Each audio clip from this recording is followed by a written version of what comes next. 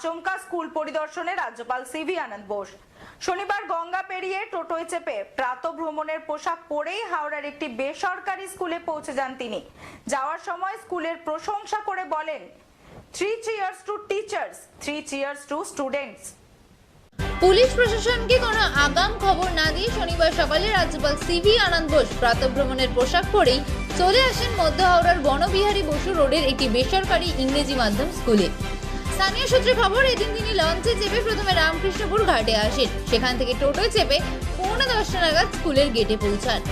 রাজ্যপাল প্রথমে স্কুলের ভেতরে ঢুকে সরাসরি নোটিশ বোর্ড এবং ছোট ছোট পড়ুয়াদের শিল্পকর্ম দেখেন। প্রধান শিক্ষিকা মৌসুমী ঘোষ এবং অন্যান্য শিক্ষক শিক্ষিকারা সেই সময় ক্লাস নিচ্ছিলেন। अरे भैया कहाँ हैं आप?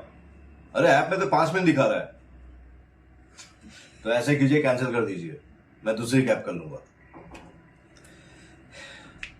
क्या बात कर रहे हैं आप? ऐप में तो 500 रुपए दिखा रहा है, आप एक्स्ट्रा क्यों मांग रहे हैं? क्या आप भी रोजाना ट्रेवल करने के लिए कैब बुक करते हैं? और क्या इसी तरह के एक्सपीरियंस का सामना करना पड़ता है आपको भी?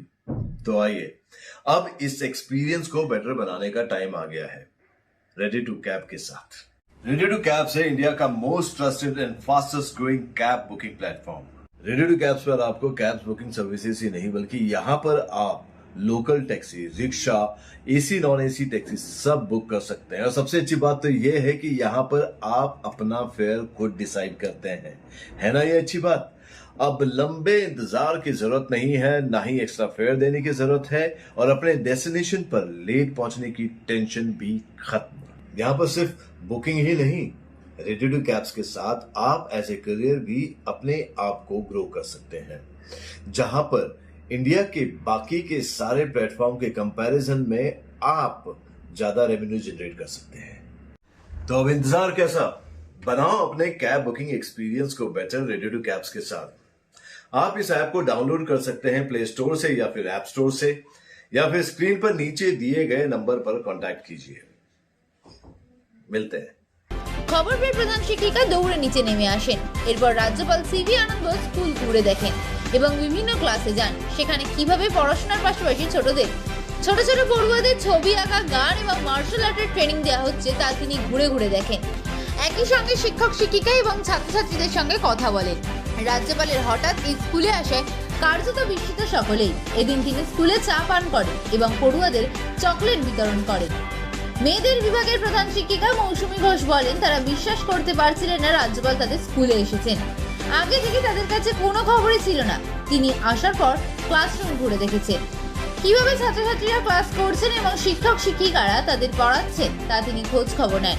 তবে রাজ্যপালের সবচেয়ে ভালো লেগেছে স্কুলে মেয়েদের নিজেদের নিরাপত্তার জন্য মার্শাল আর্টের প্রশিক্ষণ।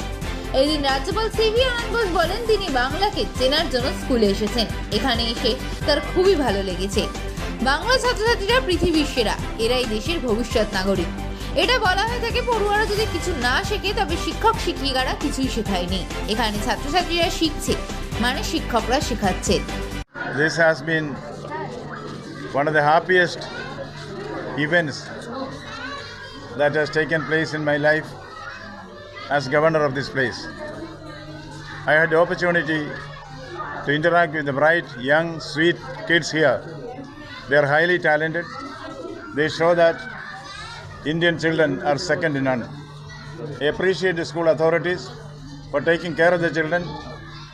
Every aspect of the children's development is taken care of, including what impressed me most was the training in self-defense for the girl children.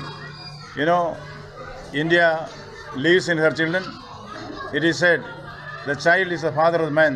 Shakespeare said it, which is very true.